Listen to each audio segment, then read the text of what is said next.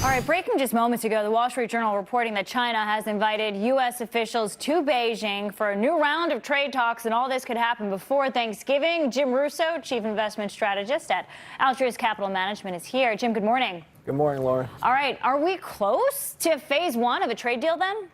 Well, I think a phase one is certainly possible, but I throw the odds at about 50-50 because, you know, when you're imputing our values on the Chinese values, there's not a lot of reason for them to sign a deal, and even if they do sign a deal, will they stick to the deal? So the market could be very disappointed here in the short term if we don't get a deal done. Right now, the market is completely confused. Up, down, but basically hugging the flat line. Does this perhaps phase one, does this upcoming meeting, as has been reported, put the year-end Santa Claus rally back on track?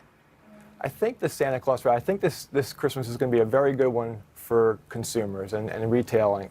But however, that doesn't necessarily mean the market's going to do well, because the market, I think, is going to be disappointed in the short term if we don't get a deal. And I think the likelihood of a deal is truly 50-50 at this point in time. Especially if the president signs the Hong Kong human rights bill. Yeah, that's definitely going to hurt it also. Yeah. All right, let's talk about retail. We've seen a bifurcation of retail, if you will. No doubt.